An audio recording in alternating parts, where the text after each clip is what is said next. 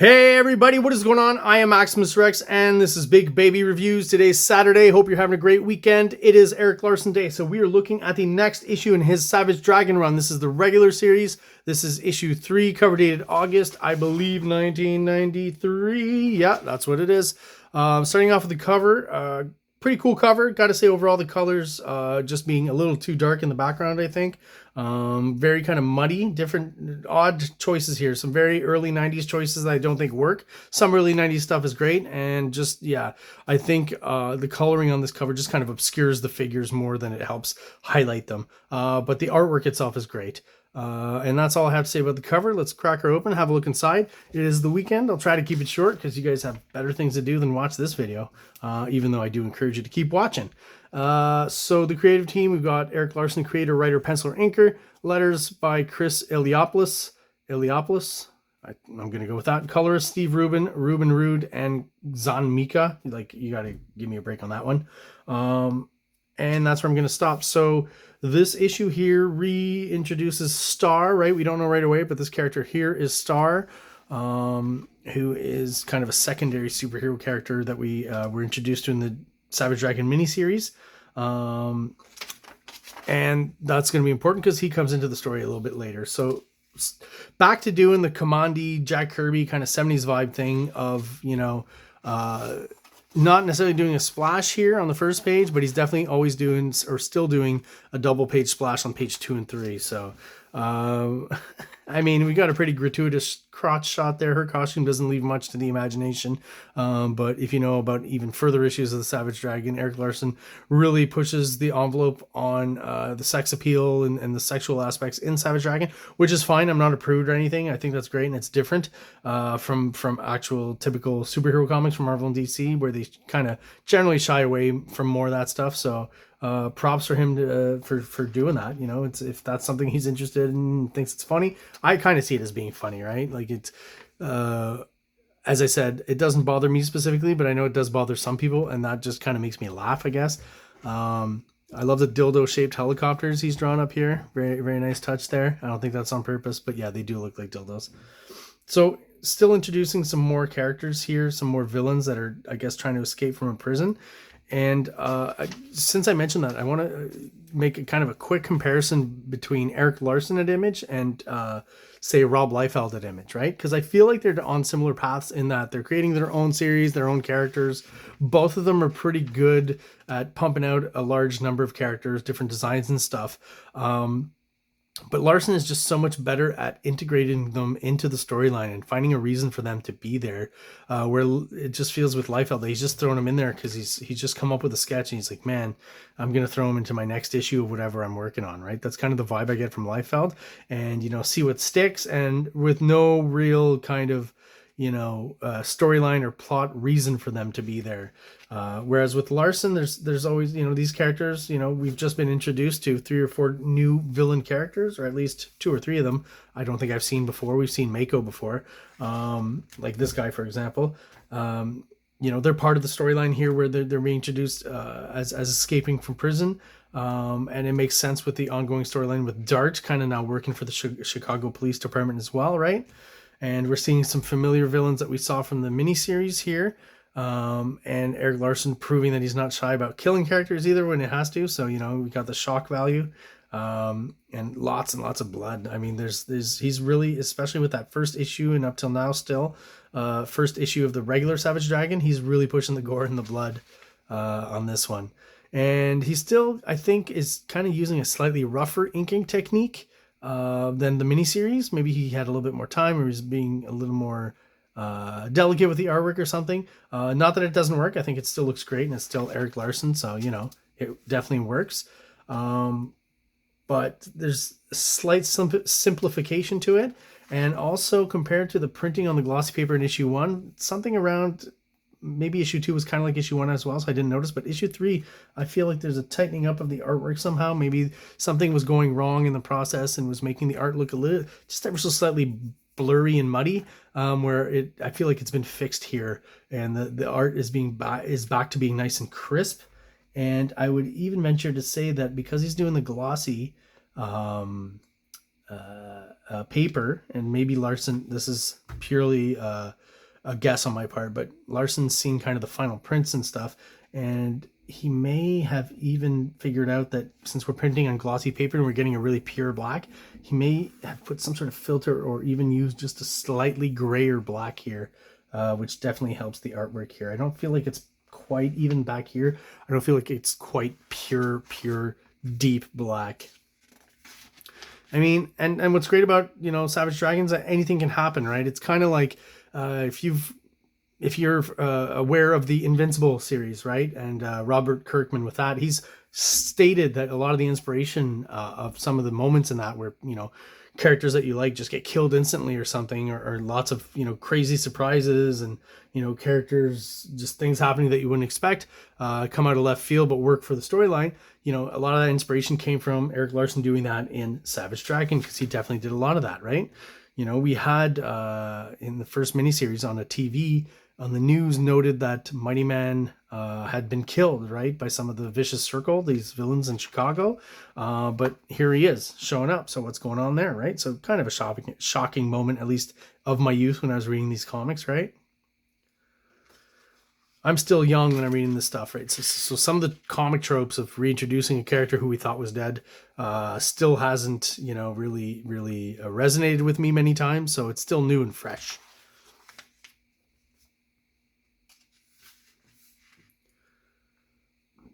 So now finally we get to seeing what our titular character here is doing. Love these cool 90s establishing shots. Larsen is master at doing this. He does a lot of these, which I got to assume maybe he lifted a little bit from McFarlane. McFarlane does it very well as well. The cropping I was talking about in the vertical panel. But like, it just shows you how it's like a snapshot of, you know, most people, I guess, or most artists, you're like, okay, this next scene takes place at the airport. Well, they would show you a faraway shot of the airport and planes on the, you know, and what Larsen basically does is he takes that big, where are my hands? You know, if that picture was that big, he just kind of squeezed down to one part where he's like, what do you need to understand that's an airport? Okay, there's a plane, you know, docking on the side of the airport in the back where you usually wait, right? You see a little bit of the building, you understand it continues this way. Don't need to draw the whole airport. You got planes taking off and landing. You've got what I assume is a strip here for the planes to take off on. So, you know, with very little information here, we have just enough for us to clearly understand where they are. Larsen is a master at it, and McFarlane is a master at it as well. Liefeld tries it sometimes, maybe not to so much success as the other two. And Liefeld never cheats on the storytelling, right? Like, he'll go, if that's the layout that he needs for kind of a, I don't even want to call this more domestic moment or a soap opera moment, right? Because it's still interacting with Dart, who was injured with the prison escape, and the dragon kind of asking her questions about what happened. But it is, I guess, a quiet moment, right? So there's no big bombastic action happening. So he doesn't cheat on the number of panels he needs to get across, you know, the dialogue and the story points and the plot points. And he varies, you know, sometimes it's the same, sometimes he varies the sizes, right, of the faces and stuff. So just enough to keep it interesting where it's not too repeated and too rhythmically repeated, I guess is how I describe it. So he does a good job there. Another good, this time it's horizontal, but a thin shot, establishing shot of the police station. Again, you don't have to draw too much. I really have to start using this technique in my own comics making more, because it's so efficient. And I think it works really well. And like I said, when I was a kid reading this, I didn't stop to think, oh, man, this artist really found a clever way of drawing really quickly the establishing shot in the police station. I just thought, okay, it's the police station. And I moved on. It's a good trick. So some more great 90s vertical panels here. It's a very dark moment, right? So the negative space is black here, heightens the suspense of the moment, of course. And this is the inner circle, you know, calling Frank to remind him that it's his fault his cousin's dead. If you remember in the original miniseries, Frank wanted the dragon who was working for his cousin to join the police force. Dragon didn't want to. So Frank actually got some of the Vicious Circle members to go to his cousin's or his brother. I'm not 100% sure. I'm pretty sure it was his cousin's business where the dragon was working. So the dragon could see firsthand these criminals, and he was hoping that would inspire Dragon to, you know, fight these criminals and join the police force. Not expecting that they would actually blow up his cousin inside the building where they were working. Dragon survived, obviously, became a police officer, but now they know, and they're reminding him that they know, right? And the dragon here, I just love this panel here because I think it's, you know, just the weight on Frank here. You know, the fact that the dragon's above him, the weight of the shadows, the weight of the dragon himself. And he's just talked to them on the phone. And the dragon asks him, is there something you'd like to talk to me about, Frank? And in very small, you know, not talking very loud, not right now. No. Just such a great panel there, right? Dragon knows something's going on. So he's been off. He's come back to the police station because he was in New York, right? With the Ninja Turtles, basically. Last episode, or last issue anyways. Last episode of my show, last issue of this comic. So he's being brought up to speed on what's been going on. And of course, well, it's a comic book. We need some action because it's a Erik Larsen comic book, more specifically. So we get this character, I believe, called the Fiend, if I'm not mistaken, popping out of the floorboards here. Another kind of interesting, fun design from Erik Larsen. He's just popping out new characters every issue. There's at least 4, 5, 6. And I think that's a great splash page. We're getting a lot of dirty, splattery inking, which I like, right? A lot of debris. I like this touch of getting punched in the mouth and all these teeth falling out, although they seem to grow back, right? Always, just going to mention this panel, I always thought it was weird because I assume this is supposed to be one of Dragon's legs and the seam of his pants and stuff going down the middle. But, you know, I always see it either as one leg or two really skinny legs kind of stuck together. So it always kind of bothered me, even though Erik Larsen's a great artist, that, you know, if you take out the seam, I'm more easily buying the fact that it's one leg, you know, because again, I've seen it drawn with Eric, you know, even Erik Larsen's drawn the dragon where he has very skinny legs and really big upper body. So is that what that is there? You know, just a slight nitpick. This panel I think is great. The energy, the movement, the shading in the back here, right? The backlighting. Well, sorry. The shading is over here because most of the light's coming from this power emanation here, right? So that's where we're getting those shadows, which I think are great. Just the foreshortening and the movement towards the dragon here, I think is awesome. The ricocheting energy, just a great, powerful panel there.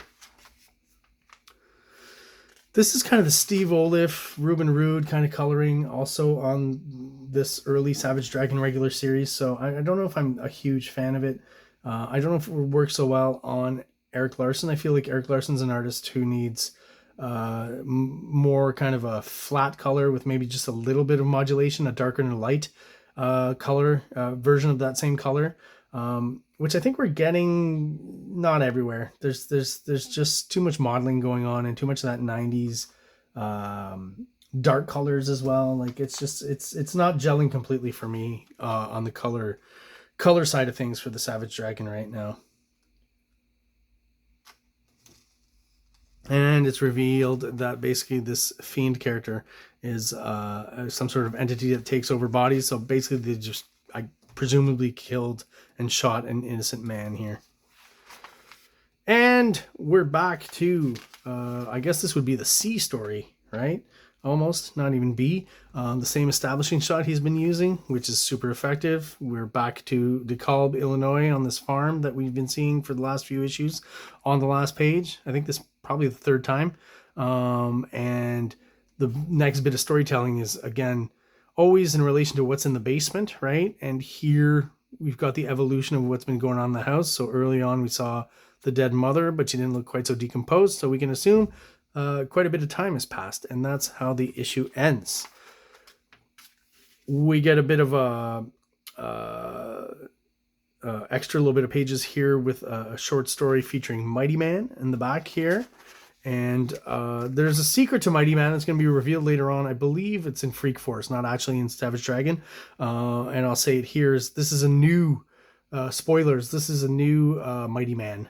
This is not the old man that used to turn into Mighty Man, but this is actually the nurse who helped him, or who was, you know, next to him when he died. So she actually inherited the Mighty Man powers. So it's actually a woman who turns into a man here, which I thought was an interesting twist when we discovered it. We don't discover it here. There's like hints to it, you know, like they're kind of being ambiguous about it. But like once you discover that Mighty Man is actually a woman, as weird as that sounds, this story makes a lot more sense. Love these ads here. Both of these I thought were really cool. I loved Keith Giffen's style here. It's not for everyone, but I think it was really great. And I think it was colored a bit better in the images of Shadowhawk as opposed to at least the first few issues of Trencher. Got better. The coloring got better near the end of that series. The art was kind of way ahead of the coloring, so the coloring had to catch up a little bit to really match what Keith Giffen was doing with the art. A lot of people are not into it, but I thought it was just awesome. I really think it's very original. And Dave Johnson doing the Super Patriot miniseries. At some point I will review it because that's just some great vintage at this point Dave Johnson art in 1993, and he was already drawn some really cool stuff. He was one of those secondary image artists that was actually very good and not just kind of a studio hack, if you want to put it that way. Oh, this period of image, right? All this stuff here. Jim Lee's coming back for Wildcats, or he is back with the regular series, and we're talking about issue 5 here. Not sure how that worked exactly. Stormwatch was not something that I followed, even though I learned to appreciate Scott Clark's art later, even though this is not Scott Clark. This is Brett Booth, so already by issue 5, Scott Clark was off Stormwatch. I'm assuming all these things. I think I got Stormwatch 1 and 2, and that was about it.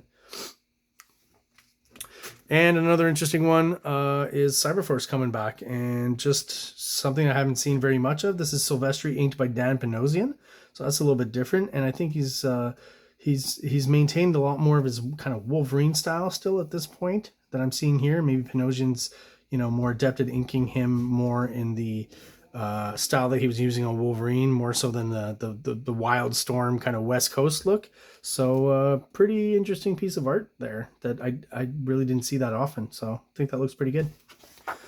Well, there you have it. We'll be moving on next episode with issue 4 of the Savage Dragon, but this was the Savage Dragon issue 3.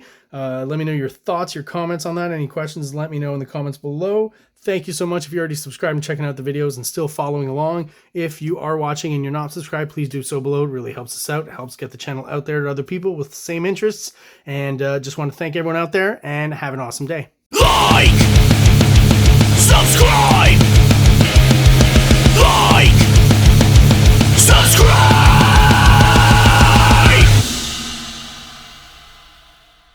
King Comics presents Big Baby, Volume 1, Issues 1 to 13, 204 pages of story and art.